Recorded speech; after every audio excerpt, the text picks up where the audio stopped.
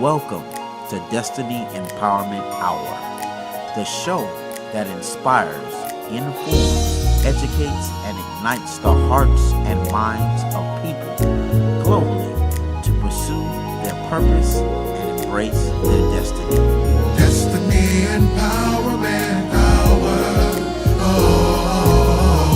Now here's your host, Cherise Riley. Well, good evening, good afternoon, everybody everywhere, whether you're tuning in live or whether you're checking us out in our video archives. You're here with your homegirl, Cherise Riley, once again on another episode, another broadcast of Destiny Empowerment Hour. Thank you so much for taking time out of your busy day, out of your schedule to tune into our show. So I'm really excited about today's show. I'm excited for a couple of reasons. The first reason why I'm excited is because this is our very first live taped show. Usually when we do our show, we do it over the internet through Blog Talk Radio. But now we're stepping our game up a little bit, and we're now going to come to you live via video and hopefully on your next local television station. So that's the first reason why I'm very, very excited today. The second reason is because of my guest and what we're going to be talking about. The guest that I have today is an amazing young lady. Her name is Dr. Zundra Bateaste Sutton. She comes from Mississippi, but she's an amazing woman. We're going to be talking about some things that's very near and dear to my heart. And one of those things is health, especially health in African American women and in women in general, because a lot of times we go about our life, we go about our day, and we live life and we don't really think about ourselves. We don't think about the things that we need to do to take care of us. We're always busy. If you're like me, I'm always so busy thinking about what I can do for someone else opposed to what I can do to keep myself healthy as well. So we're going to talk to our guest today about some of the different things that she's been through in her life and how she's overcome those things to continue on living a fabulous life that she's living. So no matter what's going on in your life, no matter what health issue is coming your way, no matter what the doctors are saying, the diagnosis, it does not have to stop you from dreaming. It doesn't have to stop you from going after your destiny. It doesn't have to stop you from achieving your purpose. So that's what we're going to be talking about today, achieving your destiny through the odds. When the doctor told you that you're not going to make it, but yet you defy those odds. So help me with the warm Destiny Empowerment welcome as we welcome our very first guest in a live studio, Dr. Zundra Sutton.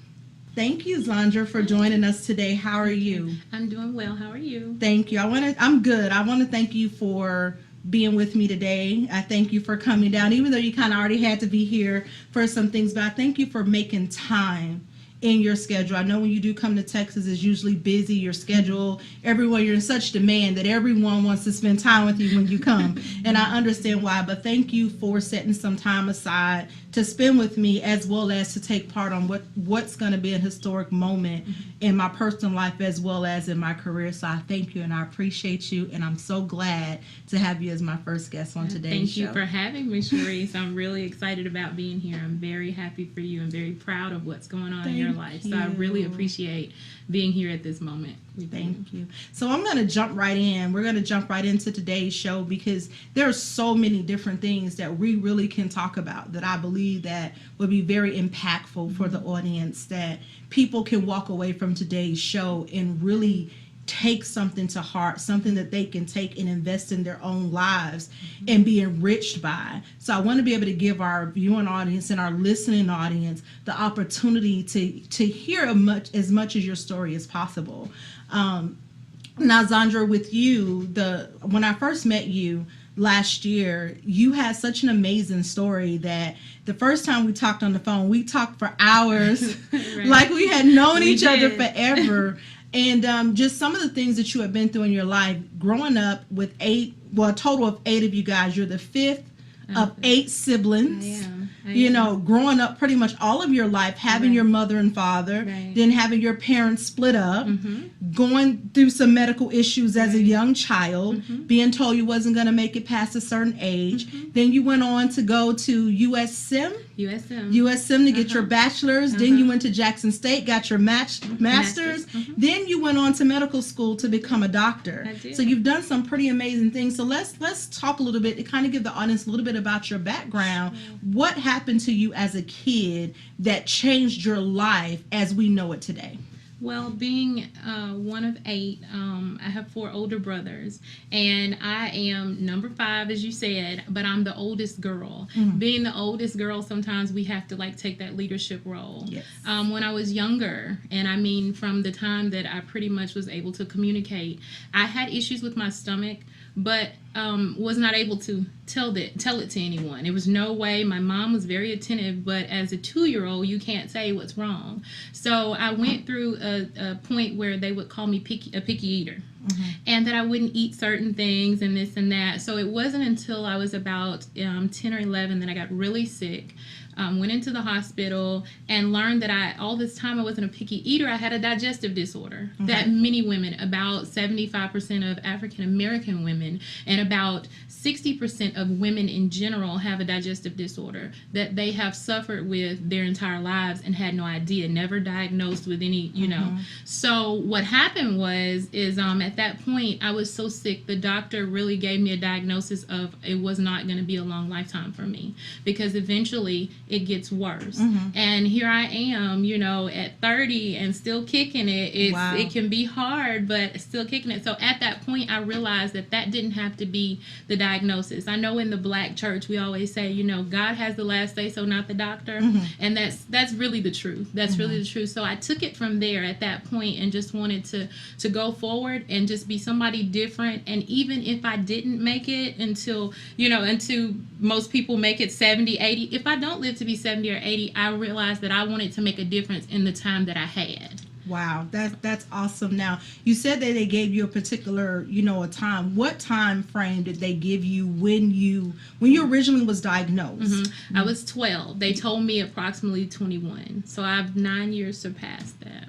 Wow. So 21 years old, I'm sure probably on your 20th birthday, you're looking 21 is staring you down, and I can't imagine what was going on in your mind, what emotions you could have been feeling at that particular time. And you brought something up about, how us in the church, we say, God has the final say, which is very, very true. Now, how did that affect, because, growing up in the church, growing up with a strong belief, system in God, how does a 12-year-old girl cope with that news going into her 21st birthday? Did you get like some of us, when something bad happens, we automatically get upset with God and feel like it's God's fault. Right. So how did you cope with that? Did that hinder your relationship? It did. As a 12-year-old, I'm still under, I played the piano in the church, a musician. I took it from the standpoint of, I used to say, and I always say, I was beefing with God. I did not want to be here if I only had a limited amount of time. What am I here for? Why am I here? What's the point of this? Why am I going to church? So I would go to church and I would go faithfully beat the preacher there on Sunday, but listen to nothing that was going on. Nothing. Wow. I just, at 12, 13, I'm talking on up until I went to, to college. And what I realized is that the doctor was not telling me that at 21, God was telling me, not the doctor. God was telling me that at 21, I was going to live a different life. And at 21, something really amazing happened. I got pregnant with my son, and it changed my life. So maybe I did die at 21, but I started an entire new life at 21 and began to actually see what my destiny was and began to take the path and the roads to lead me to whatever it is. If I'm gone tomorrow, it changed at that day.